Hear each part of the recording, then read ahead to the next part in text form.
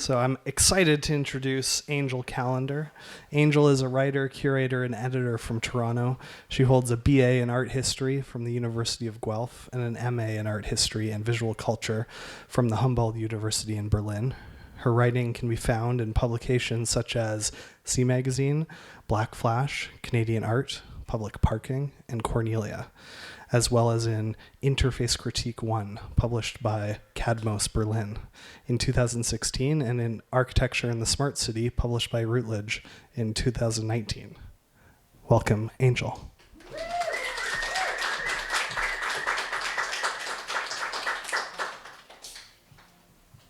I'll just clarify, I'm not from Toronto, I'm just in Toronto.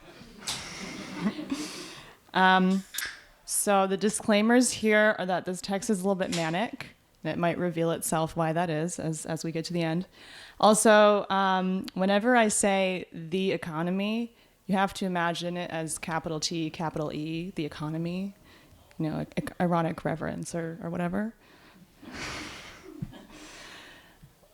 There's been a patina on all of my dreams lately. Not like the orange filter when a movie wants to let you know you're in Mexico, but really a dark greenish hue, like peering from within a rusted over gargoyle. I have to squint and struggle and clean the rust to get access to what's in my own brain. I've had the summertime blues. There's just something, can't quite put my finger on it, about working full time through the warm and sunny weather that takes away my jouissance. Or, as my autocorrect would so clinically but aptly put it, my joy issuance. Throughout life, I've come to accept that I was really made to sun myself like a lizard, and maybe we all were. Alas, the economy. Georges Bataille spoke of a tragic and incessant combat for a satisfaction that is almost beyond reach, which was a very beautiful way to say capitalism really blows. The economy, life itself, all require excesses of energy, or as Bataille put it, the dependence of the economy is on the circulation of energy on the earth.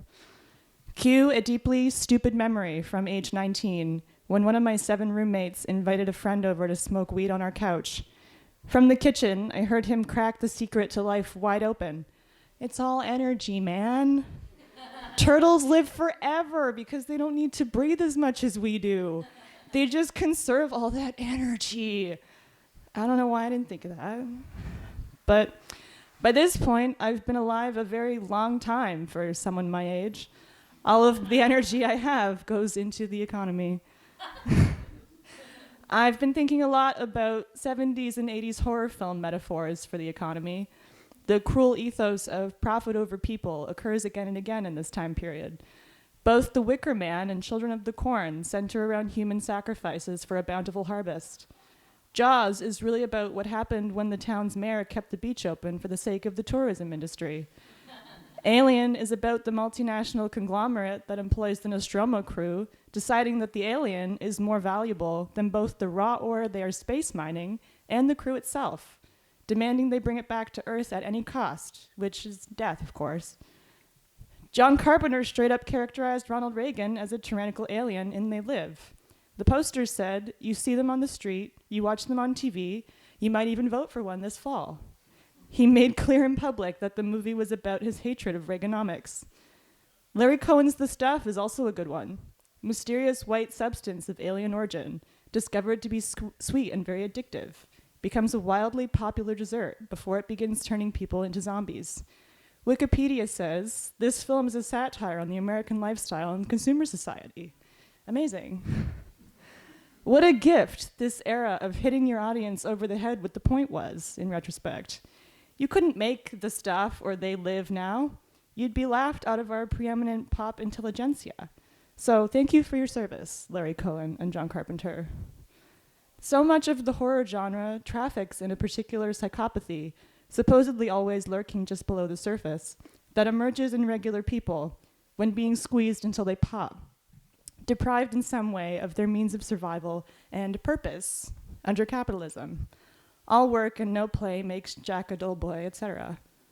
The Texas Chainsaw Massacre is rather apt here, where a family supported by meat plant workers is disenfranchised by the industry's turn to mechanization.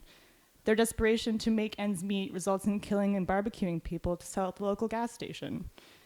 These days, I would almost literally equate the economy and its discontents with a deeply burrowing brainworm, or some kind of monstrous tentacled creature with far-reaching supernatural hypnotic powers that rose up from hell and broke through in the middle of a city, that anyone would be expected to take seriously or engage earnestly with the ideas of a man who believes he can separate a 24-hour period into multiple days for the ultimate 21-day hustle grindset week is so totally absurd that I circle around from anger and bafflement around to actually being kind of afraid. I really gotta defer to Joe Rogan on this one. That's crazy, man. Have you ever done DMT? I know this is a controversial opinion these days, but some things are bad and wrong. Some things don't need to be taken seriously. The multicolored immensity of human lives, the variable intensities of beings, to borrow more of Bataille's phrases, ultimately amount to an isolated and general coordination into economic phenomena. And all of these things is a confusion of what constitutes earthly activity and what is really a cosmic sensation. From inherent agitation to crushing sleep, from chatter to turning inward, from overwhelming love to hardening hate, existence sometimes weakens and sometimes accomplishes being, he said. Being increases in the tumultuous agitation of a life that knows no limits. Being in the world is so uncertain that I can project it where I want, outside of me, he said. Under the auspices of the economy, you can pretend to attain fulfillment, acted out on the daily in an externally low-risk simulation in order to be recognized as fulfilled. When you find yourself oriented within the world, even for a moment, such that happiness is reflected within you, absent of suffering or destruction, sunning yourself like a lizard, for example, the simple joy of that alignment is enchanting. I think this is anti-economy. I love, and have always loved, Bataille's ardent use of life's most volatile affects, the dialectics of joy and suffering, making stops everywhere in between. But I have to be honest, I feel as though it is destined for me and my bloodline to equate exuberance and feelings of joy with mania. The prickling in the nervous system, traveling up the spine, intent on more and more and more. I don't know how to relax. I burst into tears attempting guided meditations. Even sunning myself like a lizard is accompanied by the nagging knowledge that it'll be over soon and I will have to go back to work.